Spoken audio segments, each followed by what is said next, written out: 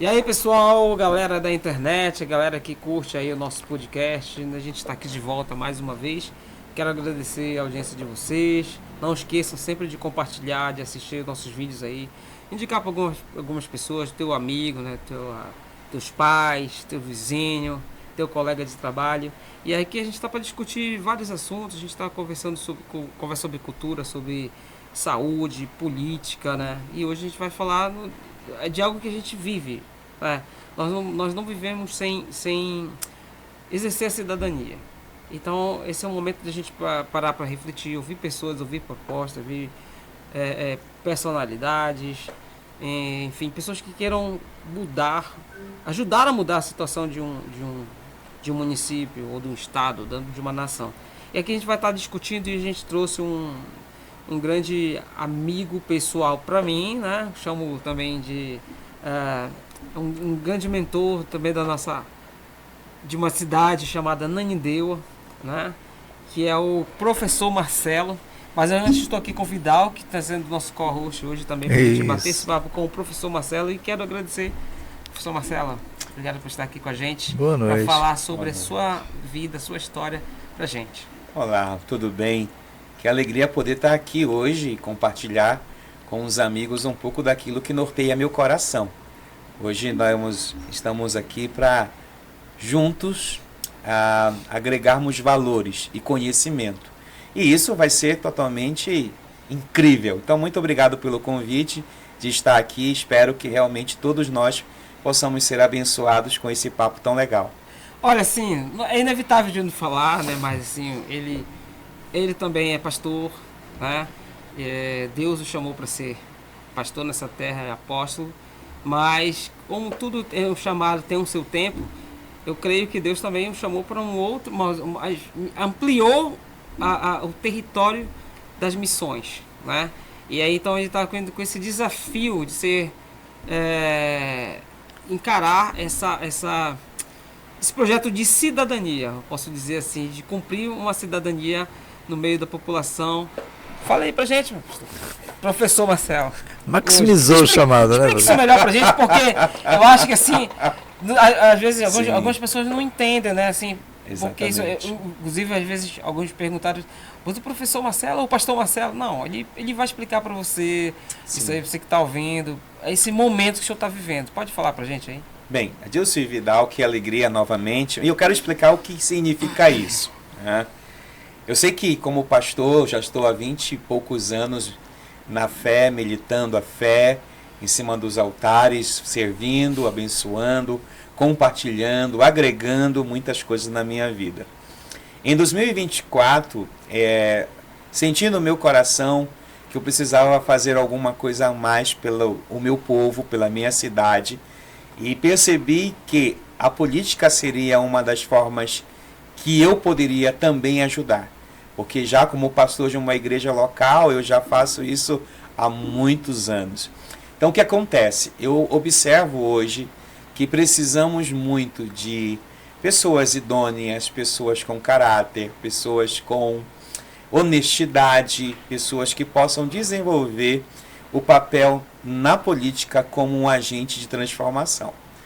Sei que muita gente em muitos lugares estão me questionando, dizendo, se ele é um pastor, por que se meter na política?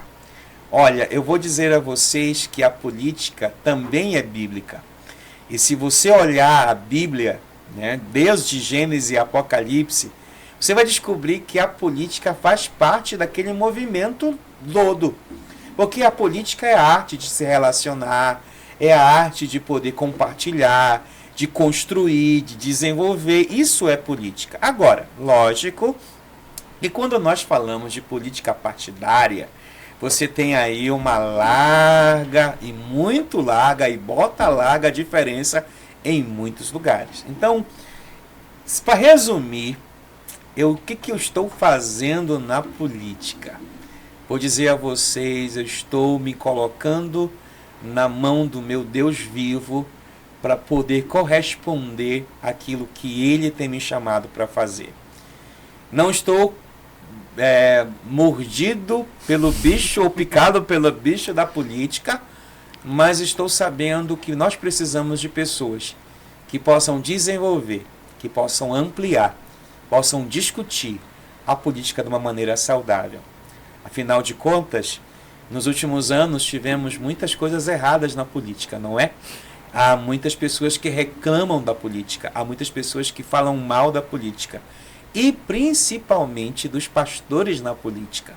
E eu resolvi usar meu nome profissional, porque eu sou professor há mais de 15 anos e tenho usufruído da sala de aula para educar, para adestrar, para preparar meus alunos. E eu acho que nesse exato momento eu estou preparado para esse novo desafio. Não sei o que vai acontecer, mas preparado eu estou. Professor Marcelo. Sim, sim. Bom, já tem um hábito natural, Essa né? confusão acontece sempre. Hábito natural. Você tem, assim, com certeza, nesse novo caminho, alguns projetos. Você tem projetos macros, tem aqueles projetos que são o chamado, eu diria, e tem aqueles projetos que virão no paralelo. Qual que você tem um que faz parte assim do seu dia a dia, que você, ao chegar lá, diria: eu preciso, neste primeiro momento aqui, dar o pontapé inicial neste projeto, porque ele faz parte da minha história a partir de já? Bem, o que eu posso dizer a você? Eu, como professor, percebo que a educação é a solução para muitas coisas no nosso país. Tanto que meu slogan pessoal é: sem educação, né, a gente não consegue chegar lá, ou a educação é a única solução para Ananindeua. Porque acredito que a educação básica, essa que nossas escolas municipais desenvolvem, ela é fundamental para um país que queira ser um país desenvolvido.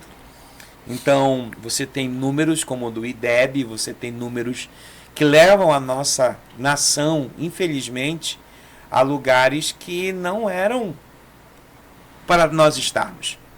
Então, eu penso que a educação é a solução, e a educação engloba várias coisas, né? A educação não é apenas aquela formal de dentro de sala de aula, com o papel do professor, porque há múltiplas maneiras de educar uma sociedade. Então, se você perguntar mais diretamente, mais especificamente, qual é o meu sonho, eu direi a você que eu tenho o sonho de ver uma Ananindeua com uma escola profissionalizante, que move, que prepara, que amplia o conhecimento dos nossos jovens e adolescentes, porque eu sou a favor que adolescentes se preparem cedo para o mercado de trabalho. O mercado de trabalho é um mercado exigente, e você tem números como dos nenéns, nem trabalham e nem estudam. Então, por que não preparar esses jovens e adolescentes? Porque uma escola municipal, talvez você diga assim: mas geralmente escolas municipais trabalham no primeiro ano ao quinto ano, geralmente esse é o Fundamental 1. Mas tem muitas escolas que trabalham, por exemplo, com alfabetização de adultos. Correto. Tem muitas escolas que estão preparadas para isso. E por que não, na alfabetização desses adultos, naquilo que pode ajudá-los na alfabetização, também não ajudá-los com uma profissão? Por que não ajudá-los preparando para o mercado de trabalho? Então, esse é um sonho. Eu não vou falar muito porque esse sonho pode ser copiado. Então, vou guardar um pouquinho comigo, mas esse seria o meu principal alvo. E meu segundo alvo é, como eu falei, tenho falado isso nas minhas redes sociais, eu preciso tratar e cuidar melhor da saúde no meu município. Muitos de nós não temos plano de saúde e nós dependemos exclusivamente da saúde pública. E você pode imaginar uma senhora, uma criança, um adolescente que vai para a fila de uma UPA e passa horas para ser atendido, ou uma pessoa que precisa de uma consulta especializada de um neuro, de um ortopedista, e não consegue alcançar isso facilmente. Então eu creio que junto com muitas pessoas podemos sim desenvolver trabalhos nessa área e abençoar e prosperar minha querida Ananindeua. Olha, eu queria saber como foi levantado o seu nome, como foi a sua escolha aí, a sua indicação. Como foi que isso aconteceu? Bem, Na verdade, na prévia, né, disso tudo. isso é muito esquisito, na verdade, né? Eu não sei nem te explicar direito. Um belo dia eu estou na minha casa, meu telefone toca, era um dirigente do Partido Novo, no qual eu estou filiado. Esse dirigente perguntava a mim se eu não gostaria de ser candidato a vereador por Ananindeua, porque foi feita uma pesquisa interna e um dos nomes que soaram foi o meu. Foram buscar quem eu era, buscar o que eu fazia, o que eu deixava de fazer, fizeram uma pesquisas prévias e acharam que eu poderia ser um bom nome para Ananindeua. E assim a gente foi amadurecendo. Um belo dia eu fui me encontrar com essas pessoas, fui tomar um café com eles e eles já vieram com a proposta: você não quer ser o nosso candidato a vereador? Lógico que isso me assustou, porque não estava nos meus planos, e confesso a você que talvez ainda não esteja nos planos dos sonhos, mas acredito que com esse convite, o meu nome é um nome que realmente passa por esse crivo, e eu me sinto muito, não sei dizer se é emocionado, mas eu me sinto muito feliz por ter passado por esse crivo. Então você observa, eu estava na minha casa, ele depois foi na minha casa conversar com a minha esposa, porque não seria candidato se a dona patroa não deixasse, não é? Porque ser esposa de um candidato é muito difícil. De um pastor já é, de um candidato muito mais. E foi tudo isso desenrolando, e de repente eu já me vi candidato do Partido Novo. Partido Novo, que é um partido que tem sido um partido importante no Brasil, um partido que é equilibrado, que tem dentro dos seus quadros nomes bem famosos, como o Zema, que é o principal nome do partido hoje, governador do estado de Minas Gerais. É um cara que modificou muito a questão do estado de Minas Gerais. Então, eu posso dizer a você que eu estou aqui, não caí de paraquedas, porque eu estou preparado para fazer o que eu tenho que fazer. Mas foi uma grata surpresa ter sido convidado por causa de todo esse meu perfil. Posso dizer a você que a checagem não era só com o meu nome, a checagem foi com a minha índole. Eles foram atrás de todas as certidões negativas para saber se eu era ficha limpa, porque esse é um dos principais pilares do nosso partido, ser ficha limpa. E graças a Deus, desde quando eu me entendo de gente, nunca tive nenhum problema, nem judicial, nem nenhuma corte judicial do país, nem estadual, nem federal. Sou um ficha limpa, graças a Deus. Como o senhor vê a política hoje? Vamos se tratar em Ananindeua hoje, né? A gente está vivendo uma polarização muito grande, né?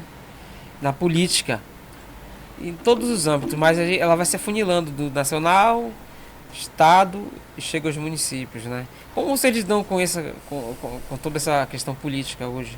Bem, o meu partido é um partido totalmente de direita.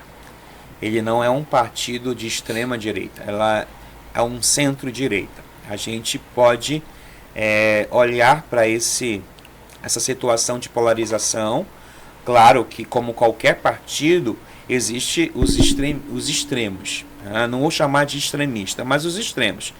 Por um lado, né, é proibido a gente defender a esquerda, porque faz parte do nosso partido, mas eu vejo a política um pouco mais do que dois partidos disputando uma eleição. Eu vejo a política como um desafio. Bem, pensando na polarização, como você coloca, eu observo que o Brasil ele está dividido, e essa divisão não foi boa para o nosso país.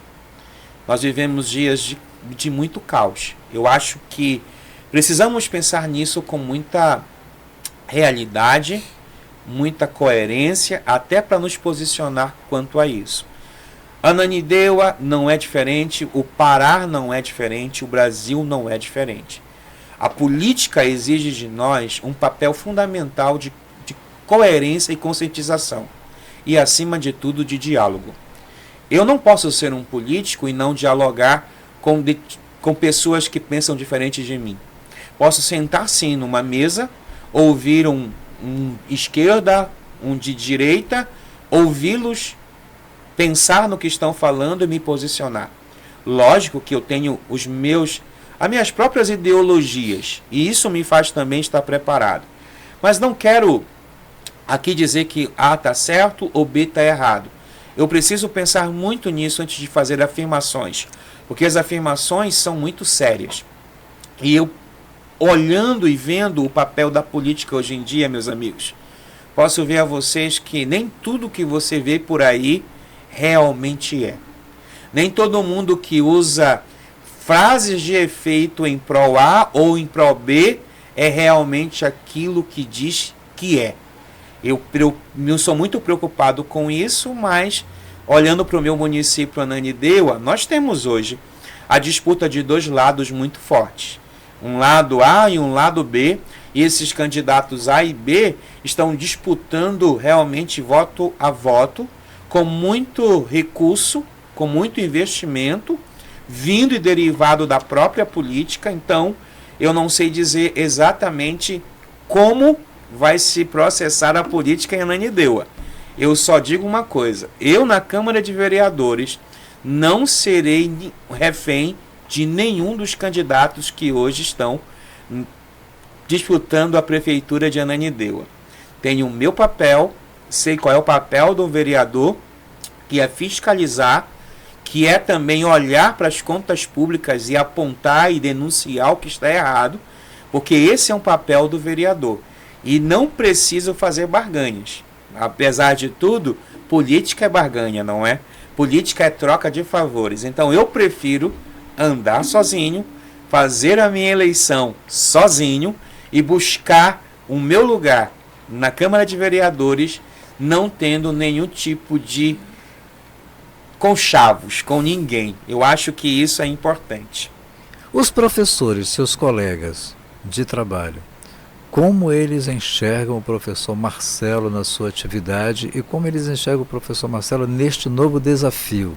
Eu não pensei que eu teria tanto apoio dos meus colegas.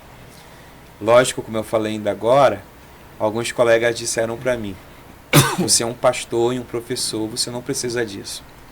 Mas eu tive muito apoio de muitos professores dentro do meu raio de atuação na escola que eu trabalho, por exemplo, inclusive nas minhas redes sociais, quem puder seguir depois, professor Marcelo Monteiro, você vai encontrar lá um depoimento de um dos meus colegas sobre mim. Professor Ronaldo, que é um professor de história, olha só, ele nunca se posicionou politicamente por ninguém. E ele decidiu espontaneamente fazer um vídeo me apoiando. Emocionado. E eu me emociono também porque o que ele diz sobre mim não é sobre talvez o candidato, mas sobre a pessoa. Porque se tem uma coisa que eu decidi ser, é humano. Eu sou um ser humano. Um ser humano que conhece a dor, que conhece o abandono, que conhece as fases da vida de um outro ser humano, e isso me leva a crer que esse apoio é essencial. Tenho recebido vários apoios. Algumas pessoas, elas não querem fazer isso publicamente.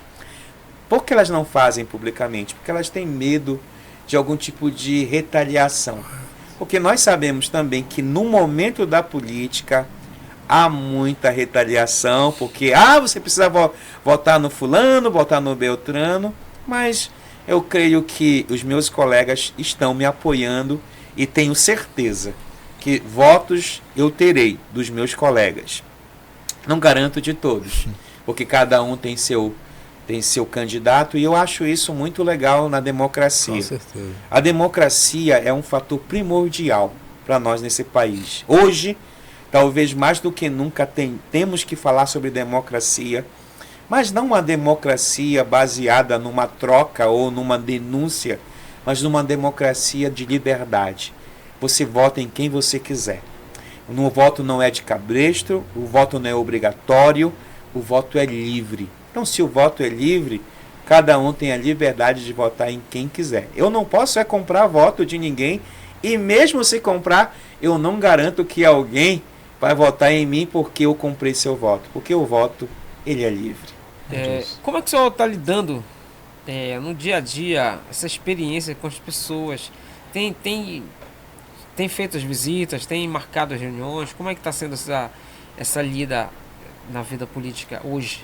Isso também tem sido muito difícil. Por quê? Porque eu não me ausentei da minha atividade de sala de aula. Eu continuo trabalhando os dias da semana como muitos candidatos estão... como muitos candidatos estão fazendo. Então, para que eu tenho apelado?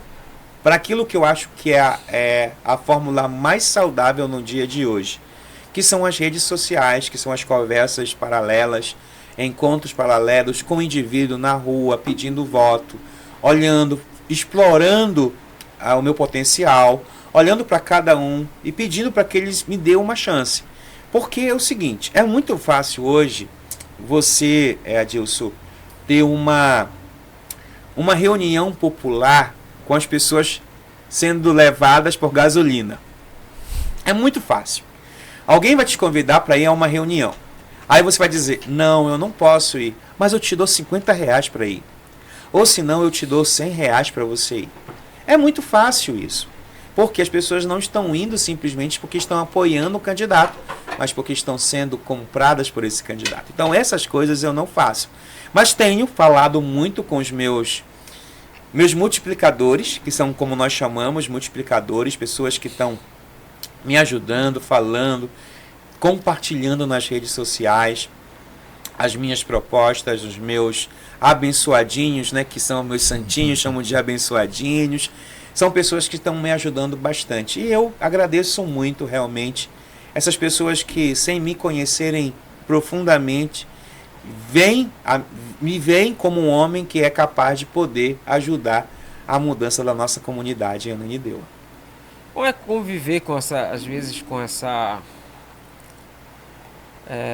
carreira, eu digo carreira no sentido em direção das cadeiras, a concorrência desleal, principalmente na compra de votos, às vezes, porque a maior barreira, como você falou agora há pouco, é na tratativa que os caras vão, que sim, talvez devemos trabalhar mais a mentalidade política da população, ou uma educação política. Que solução o senhor acha que deveria ter? Qual? Bem, eu vou dizer uma coisa para vocês, meus amigos, e isso é uma afirmativa forte. O poder econômico na política é incrível. Inclusive, essa semana nas minhas redes sociais eu fiz esse comentário. Porque o poder econômico, ele define tudo. Eu vou dizer a vocês uma coisa que veio do meu coração esses dias com muita tristeza. Eu não vejo um açougueiro, eu não vejo um padeiro, eu não vejo qualquer pessoa que desenvolva uma profissão como essa tão digna, que se meta na política por se meter sem dinheiro, porque o poder econômico é muito grande. E essas pessoas, de uma forma ou de outra, elas estão dentro de uma barreira econômica. Porque hoje o poder econômico está no apadrinhamento político. Tem pessoas que estão só se apadrinhando com políticos federais, estaduais, etc. e tal, porque essas pessoas têm recursos financeiros para disputar uma eleição. Então, de repente, você também está num partido que tem uma verba eleitoral gigantesca e ajuda principalmente aqueles nomes que estão muito acima. Então, eu fico pensando assim, tanto eu como qualquer um de vocês, nós nascemos, eu pelo menos nasci na periferia de Belém.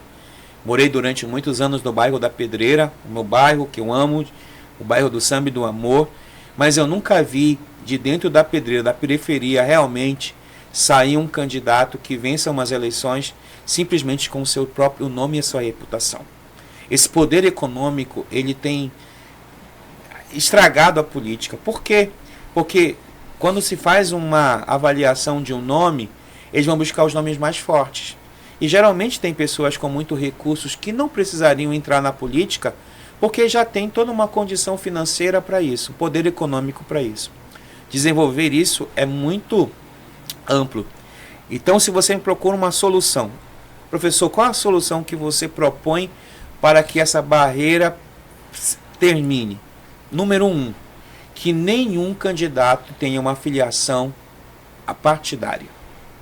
Eu acho que precisaríamos ter, número 1, candidatos livres de partido, que ele possa propor as suas ideias. Número 2, acabar a verba eleitoral mesmo e diminuir essa questão do máximo que alguém pode investir numa eleição, dando a mesma, equiparando o valor de todos. Digamos que cada candidato pudesse investir 10 mil, 20 mil reais por candidatura. Eu acho que isso seria um grande benefício. Aí daria condições a todos. Todos poderiam, em 4 anos, se preparar para isso, em 6 anos se preparar para isso, para que tivesse esses recursos. Número 3, eu acredito que a educação. A educação é a solução. Eu acho que poderíamos, assim como temos na escola, educação sexual, e devemos ter educação sexual na escola, educação financeira, precisaríamos ter escola, disciplinas de cidadania. Na minha época, era moral e cívica e OSPB. Os mais antigos saberão. Os novinhos aí não sabem o que significa isso. Mas tínhamos essas 2 disciplinas dentro do contexto escolar que nos faziam ter a percepção da nossa cidadania. A nossa cidadania é importante. Então, essas 3 coisas para mim seriam importantes para que a gente evitasse esse tipo de poder econômico. Por quê? Você pode fazer um cálculo. Os bem cotados numa eleição são aqueles que têm muito dinheiro. E os que têm menos dinheiro estão lutando para fazer alguma coisa. E sem dinheiro, infelizmente, ninguém ganha uma eleição simplesmente por isso. Você pode ganhar uma eleição sem dinheiro, mas o seu esforço será significativo. Muita dedicação, muita luta para ter um município melhor, porque tudo acontece no município. Se o município lá na ponta não tiver qualidade, não tiver vida, não tiver saúde, não tiver educação, você não vai ver realmente uma solução para o nosso querido e abençoado Brasil. Eu fiquei pensando agora no que você falou, professor. É porque assim, diríamos então que esse poder do dinheiro na política, ele é destrutivo, seria isso? Desleal, destrutivo, leonino, e eu poderia fazer vários adjetivos a esse poder. Porque esse poder, meu amigo, esse poder é real. É real. Esse poder faz com que as pessoas, elas adentrem nos lares das pessoas mais pobres. Sim. E faz com que elas se tornem refém de determinado candidato. Infelizmente, os candidatos que temos hoje, eles fazem uma coisa muito interessante, erradamente interessante. Eles passam 3 anos e meio sem visitar a casa do eleitor. 3 anos e meio sem abraçar o pobre. E etc, etc e tal. Em 6 meses, eles viram os melhores amigos dos pobres. Isso é bem demagogo, né? Muito demagogo. Quando você fala de demagogia, eu falo que essa prática desse cidadão que faz um negócio desse é uma prática muito destrutiva. Por quê? Porque hoje, pensa comigo, imagina uma pessoa que passa 3 anos e meio sem visitar a casa do eleitor e vai depois no eleitor com aquela cara que vocês imaginam, aquela cara de um bom moço, a boa moça, o preocupado, e em 3 anos e meio nunca não fez saber como está a rua.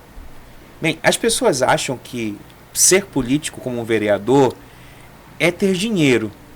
Vereador não é um cara que tem dinheiro. Vereador não traz asfalto numa rua porque tem poder de asfaltar a rua. Um vereador tem o poder de fazer requisição e fazer pedidos ao prefeito, que esse tem o poder de asfaltar uma rua. O vereador tem o poder de olhar para a rua e ver se a iluminação pública daquela rua está tudo ok, porque aquela rua precisa de iluminação pública por causa da segurança da população em geral. Um vereador precisa ir na UPA e descobrir se há medicamentos para aquele cidadão que não tem recursos para comprar o remédio. Ou se a farmácia popular do município, uma estrutura do governo federal, está atendendo as pessoas. Então, se você não pensar nisso, você terá um problema sério. Mas preste atenção, todos nós aqui já votamos e somos eleitores.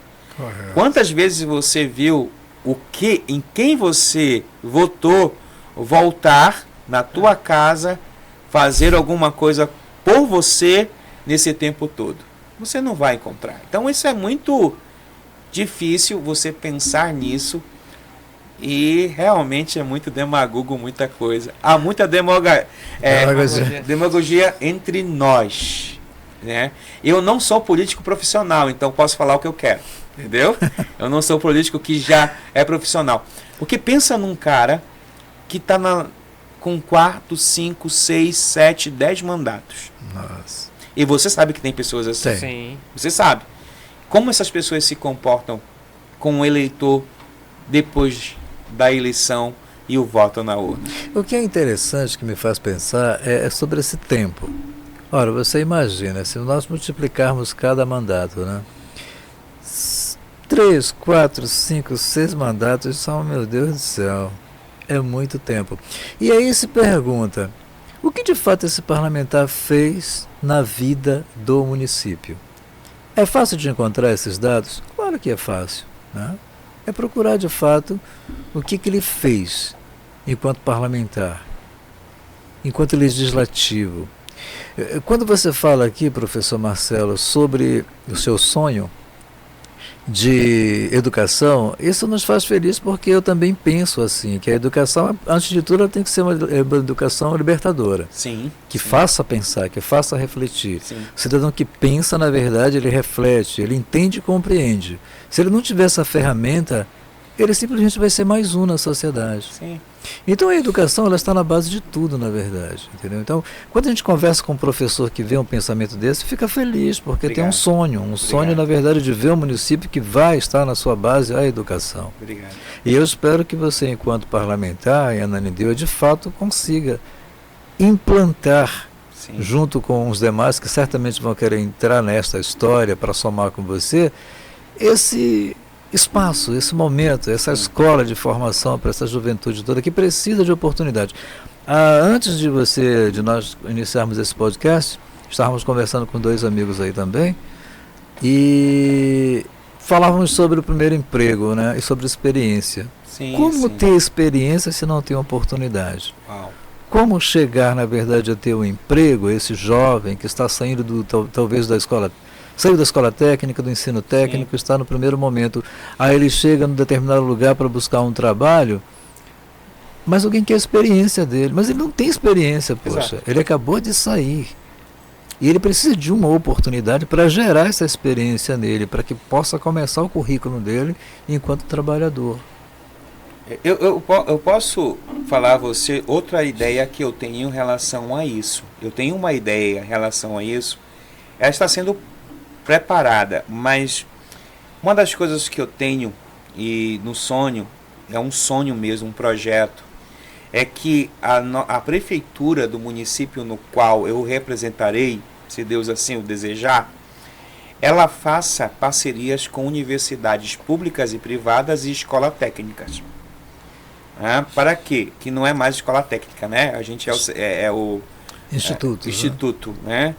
Que ela possa agregar nos seus quadros esses estudantes no final do seu curso ou no início do seu curso, dando a ele essa oportunidade dele estar dentro do lugar, da área que ele se formou, para que ele tenha uma experiência. Então, é uma coisa que eu estou pensando muito sobre isso, porque é uma coisa que você está falando, eu estou pensando já nos meus filhos e nos filhos de muitos. Sim. Os meus filhos estou com um filho, inclusive está aqui, o Matheus, está fazendo medicina. Então, uma das coisas que eu penso é, quando ele sair da universidade, aonde ele vai trabalhar? Ah, você pode dizer para mim, mas é um médico, tem um emprego. Não, não é tão fácil assim. Existe uma necessidade de experiência. Sim. Então, o que eu penso como alguém visando isso? Que é a prefeitura. Imagine uma prefeitura. Quantas secretarias uma prefeitura tem? Já imaginou se eu vou na Secretaria Municipal de Saúde e contrato os novos, trago para o nosso quadro os médicos recém-formados, enfermeiros, técnicos de enfermagem, e damos a ele a experiência de 6 meses, de 1 ano, absorvendo isso, ele vendo na prática como funciona. Imagina, por exemplo, uma secretaria municipal de obras. Quantos engenheiros você vê se formando? E assim por diante. Sim. Não seria uma boa ideia para podermos dar a esses estudantes recém-formados a oportunidade de ter experiência e depois seguir com seus próprios pés para alcançar seus objetivos? A prefeitura pode fazer isso, né? A gente só precisa criar um método para que isso seja algo legítimo, politicamente correto. E assim podemos... Essa é uma ideia que eu tenho, né? Eu estou ainda desenvolvendo ela com mais tempo e experiência, mas se eleito for, nos meus 4 anos de mandato, eu irei propor isso e irei lutar por isso, para que estudantes possam ter um lugar para ter um primeiro emprego. E que lugar melhor se não dentro de onde a situação está acontecendo? O serviço público. Exato. Exatamente, não é? O que as pessoas podem esperar do professor Marcelo aí? Qual a perspectiva dele? São muitas. Eu acho que você me conhece, Adilson, há muitos anos. E tem aqui pessoas que me conhecem há muitos anos. Eu jamais entraria nisso se eu não tivesse ouvido uma voz que me guia. A voz que me guia me levou até isso. Então, se você perguntar assim, professor, você quer ser vereador? Eu vou dizer para você que eu estou debaixo da vontade de Deus. E se Deus me comissionar a ser um vereador em Ananindeua, as pessoas podem esperar de mim 2 coisas muito básicas: a verdade e a verdade. A verdade que me guia durante todos esses anos. A verdade que me leva a dizer, eu não posso, não dá, não é agora. A verdade que me fez ser um homem incorruptível nesse contexto. Nunca, nesses anos todos que eu estou lidando com as pessoas, liderando pessoas, alguém me acusou de roubo, de assédio, de violência sexual. Não tenho essas manchas no meu currículo. E o que as pessoas podem esperar é isso. Eu não vou prometer nada, porque quem promete precisa cumprir. E se você promete, você está colocando o seu nome como refém da sua promessa. E se você não fizer o que prometeu, as pessoas vão olhar para você e vão chamá-lo de mentiroso. E o antônimo da mentira é a verdade. Então eu quero ser um vereador de verdade. Eu quero ser um homem da verdade. Eu quero ser um homem que possa ajudar. Eu sei, gente, eu sei que um vereador não muda a história de um município. Mas o vereador pode construir uma ideia, uma história. Ele pode direcionar um povo a entender isso. Olhando sempre, e você talvez me pergunta isso com muita propriedade, mas eu posso dizer para você que eu tenho um mentor bíblico chamado Daniel. Um homem que estava nos palácios reais, mas não se contaminou. Ele era uma garça no meio da Babilônia. Ele estava lá, andava na lama, mas suas penas eram brancas. Essa é e deve ser aquilo que as pessoas esperam de mim. Talvez elas não me esperem de mim o tijolo, o cimento, areia, dinheiro para isso, dinheiro para aquilo, Eu não prometo nada, mas eu prometo ser uma garça no meio de toda a lama que existe hoje no meio da política. Prefiro hoje, meus amigos, andar sozinho. Prefiro hoje andar sozinho do que mal acompanhado. Prefiro hoje disputar uma eleição e ouvir o que eu ouvi esses dias, que eu não vou ganhar porque eu não sou um homem que compra votos. Que eu não vou ganhar porque eu não uso o meu pronome sacerdotal ou ministerial de pastor. Que eu não vou ganhar porque eu não tenho o jogo de cintura que o brasileiro tem. Bem, tudo isso estava relacionado a um papel de corrupção, a um papel de toma lá e dá cá. E de verdade, eu não estou disposto a fazer isso. Eu tenho uma família, uma esposa, 2 filhos, tenho discípulos, tenho ovelhas que não merecem essa decepção. Então, se alguém espera algo de mim, espere a verdade. Talvez não seja aquilo que as pessoas querem ouvir, mas é a verdade, porque chega de mentira. Tem muita mentira por aí. Tem muita coisa que se diz como verdade, mas a sua essência é mentira. Então, o professor Marcelo, o 30888, não vai se envolver com mentiras, mas com verdades. Então, fica a cargo de você, Adilson, você, meu amigo, ouvir, ver e depois ir lá e conferir se tudo que eu estou falando será verdade. Depois a UM também, né? Eu Tipo, tenho... Marcelo. É o M de Marcelo aqui, ó. O M de Marcelo. É Marcelo, 388, hein? Ok?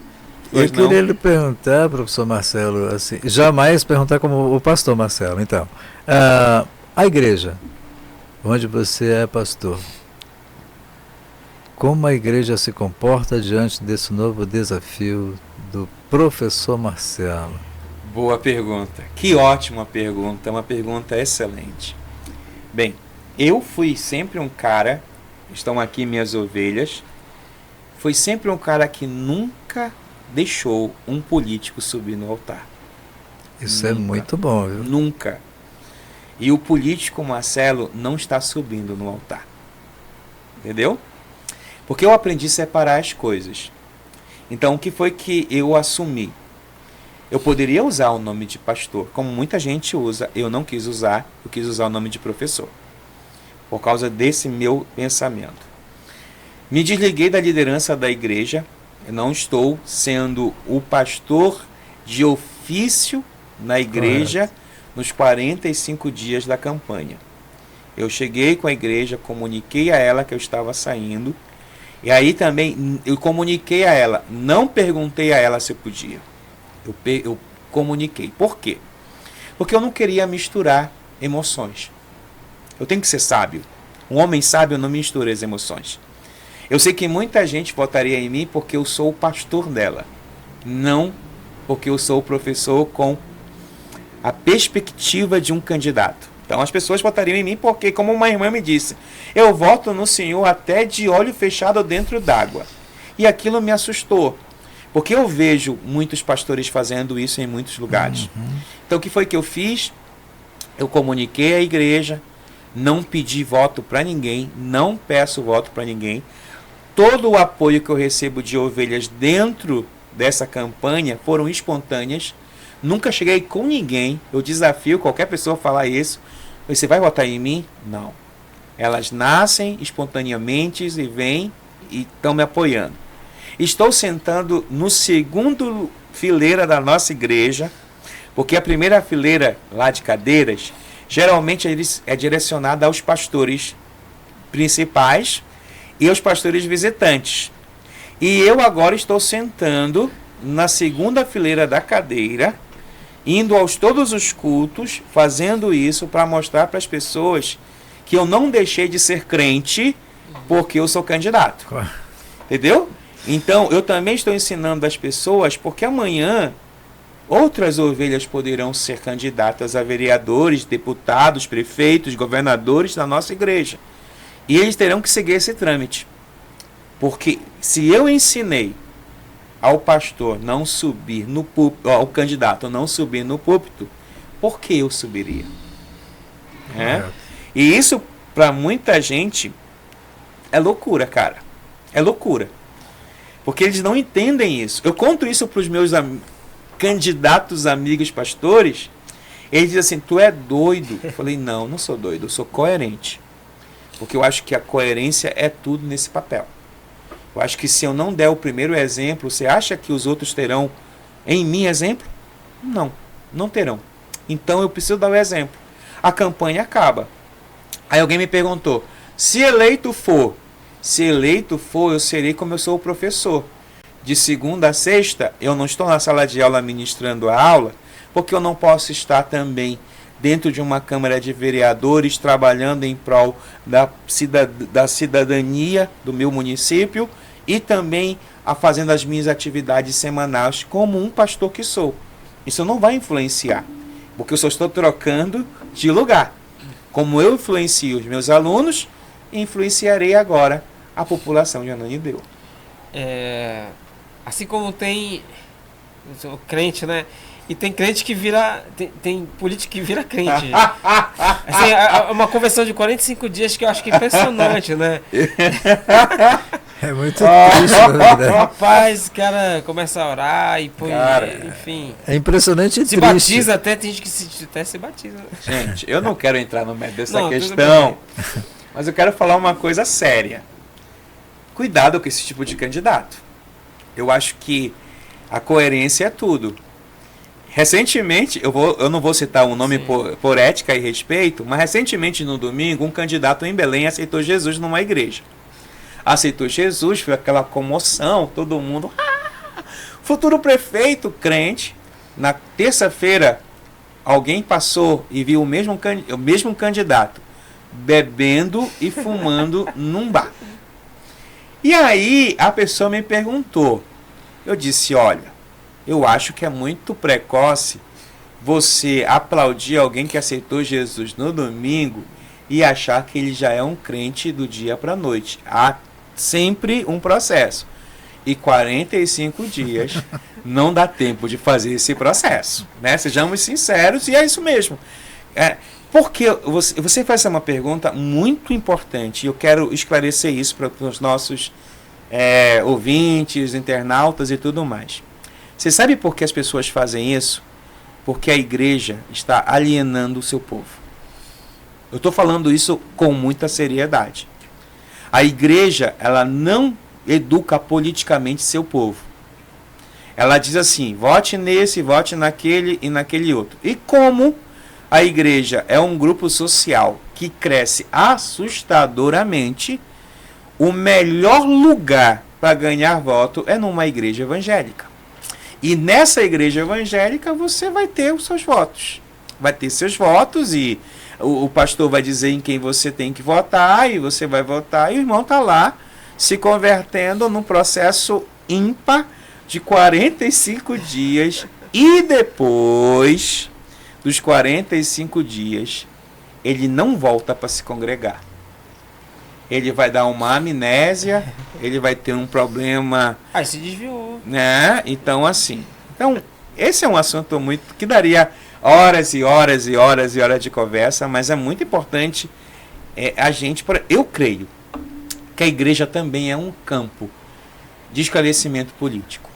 Eu acho que você, um pastor, ele não precisa, nesse contexto, ter um lado objetivo, mas ele pode ter uma concepção de esclarecer as posições, as ideologias, olhar para cada partido político, porque vocês sabem, em determinados casos, o mandato não é do político, o mandato é do partido. Então, às vezes, você pode gostar muito de uma pessoa, mas amar uma pessoa, achar que essa pessoa é a melhor candidata, mas não esqueça de fazer um crivo primeiro no partido desse candidato. E hoje a gente tem aí umas palavras de efeito que fazem muito sucesso.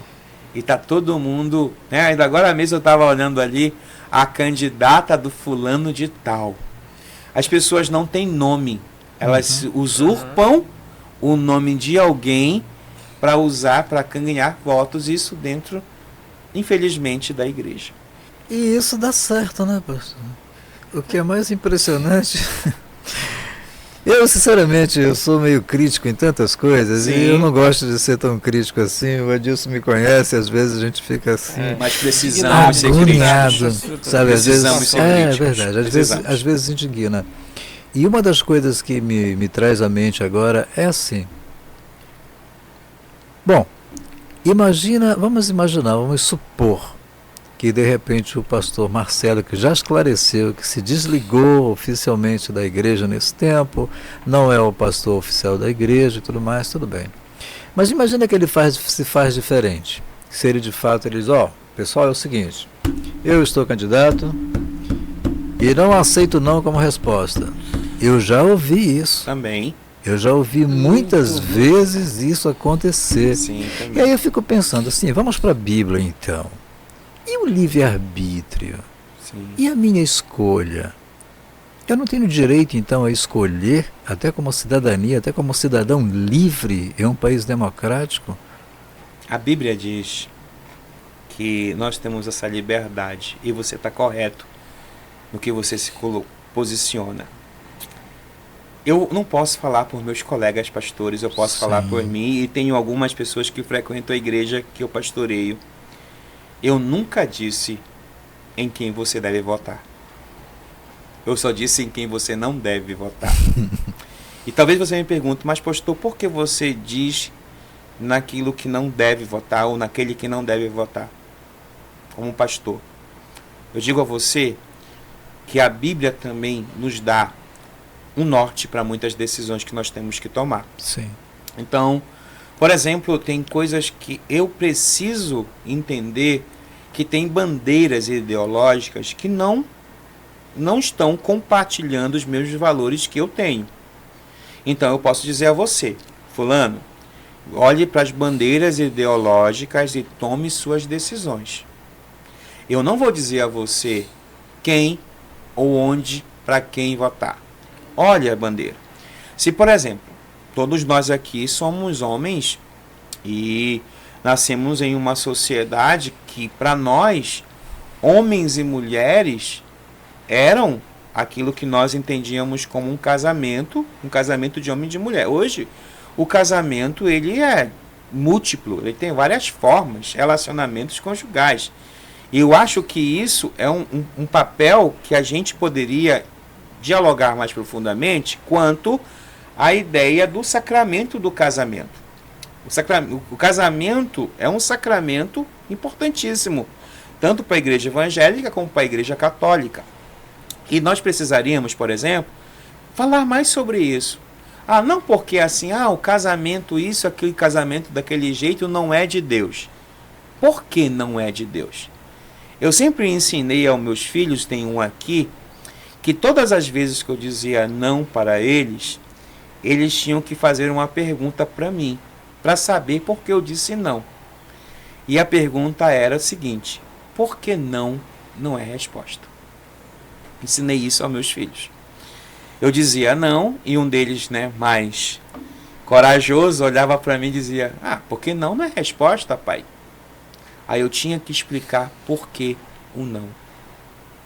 E nunca criei barreira no coração dos meus filhos para responder o não. Então, tem valores bíblicos que eu preciso, como agora, não só como professor, mas como pastor, respeitar, valorizar e defender. Então, aí você falou do voto de cabresto, que é o voto que o pastor diz lá: ei, vote no fulano, vote no Beltrano. Onde está a liberdade nisso? Não há liberdade nisso. Porque você é livre para tomar suas decisões e também é livre para ter as consequências das suas decisões. E eu digo a você que todo homem e mulher eleitos democraticamente nesse país precisam ser respeitados por todos e valorizados, porque a Bíblia diz Sim. que eu tenho que orar pelas minhas autoridades, gostando deles ou não, achando que estão certos ou não, o governo está sobre as suas mãos. E quando uma pessoa está liderando uma nação, um estado, um município que não tem orações por eles, eu posso afirmar a você que vai ficar muito difícil para a população que está aqui embaixo. Porque quem sofre de mesmo é os que estão no final da pirâmide. Porque os que estão lá em cima não se interessam. Porque essas pessoas com poder econômico não estão muito preocupados com as decisões que os políticos tomam. Pode observar. Tem gente que vai falar, por exemplo, né? Eu estava conversando com alguém ontem com poder econômico. Olha o que essa pessoa me disse. Vão aumentar o salário mínimo em R$100. O que um desgraçado de um pobre vai fazer com R$100 a mais? Mas essa pessoa que falou isso tem muita grana. Porque um salário mínimo para ele é troco. Então para ele tanto faz. Por isso a minha preocupação com aqueles que estão aqui embaixo na pirâmide. E um pastor de verdade, um orientador, um mentor, um direcionador do povo, não dizem quem as pessoas devem votar. Orienta as pessoas. Isso eu faço há muitos anos. Agora, alguém pode dizer assim, esse cara está totalmente errado, porque ele tem que falar para o povo votar em Beltrano e Ciclano. Eu não vou entrar nessa discussão, porque eu acho que cada um é livre na hora do seu voto. Pastor, eu quero agradecer desde já, né? Nós já falamos bastante hoje. Obrigado por você ter vindo, professor Marcelo. Muito obrigado. Quero agradecer você estar aqui com a gente. Você pode dar um recado aí para as pessoas que estão lhe vendo. Você pode, hoje, agora, a partir, nesse período eleitoral, pode pedir voto, né? Pode pedir o apoio. Então, o que é que as pessoas podem esperar do professor Marcelo? Essa câmera é sua. Se quiser falar, pode falar para essa câmera. Bem, em primeiro lugar, eu quero agradecer a vocês dois. Eu nunca fui tão bem entrevistado como eu fui hoje, com perguntas tão importantes e inteligentes. Porque eu acho que um diálogo como esse provém de pessoas inteligentes. E pessoas inteligentes hoje em dia são raros. Então eu quero agradecer a vocês, eu quero agradecer ao podcast aqui da Venorte, que me convidou para estar aqui. Muito obrigado, Deus abençoe vocês. E que vocês possam realmente desenvolver esse tipo de cidadania, dando espaço àquele que não tem espaço para falar um pouco daquilo que pensa. E a você, meu internauta, eleitor de Ananindeua, eu digo a você o seguinte: o que eu preciso de você é o seu voto de confiança. Eu não sou um político profissional, eu não tenho padrinhos políticos, eu não tenho dinheiro. O que eu tenho é uma força de vontade, que nasce dentro de mim para provocar uma reviravolta, uma reforma no município de Ananindeua. Talvez você diga assim, é mais um político. Você saberá se eu sou mais um político se você me der uma chance de ser seu representante na Câmara Municipal de Ananindeua. É um desafio, eu sei. É um desafio porque muitos de vocês estão desacreditados no processo político brasileiro. Muitos de vocês podem olhar para mim e dizer assim, esse cara quer dinheiro, esse cara quer poder. Não, eu não quero. Estou há 20 anos pastoreando uma igreja e não fiquei rico. Tenha certeza disso. Não moro numa mansão, não tenho um carro luxuoso, o que eu tenho é muito trabalho. E a você, eu te peço o seu voto de confiança. Que naquele domingo da eleição, você, ao direcionar-se à urna eletrônica, possa lembrar do meu número, que é o 30888, professor Marcelo Monteiro. E que você possa me ajudar, que você possa me dar as mãos e esse voto de confiança para dizer a Ananindeua chegou a tua hora. Porque a educação é a única solução para Ananindeua. Você vai ter muitos políticos falando sobre muitas coisas. Mas me dá o teu voto de confiança. Me dá uma chance. E se você me der essa chance, eu prometo a você não te decepcionar. Isso eu prometo.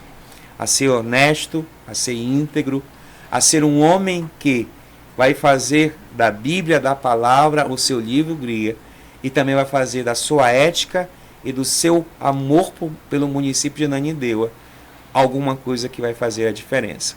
Mas fica a seu critério. Você é livre para escolher seu candidato. Mas se eu achar graça aos seus olhos, vota em mim. Não deixa para depois, não.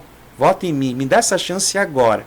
Porque é agora que se faz a diferença em Ananindeua. Muito obrigado pela sua atenção e que Deus te abençoe.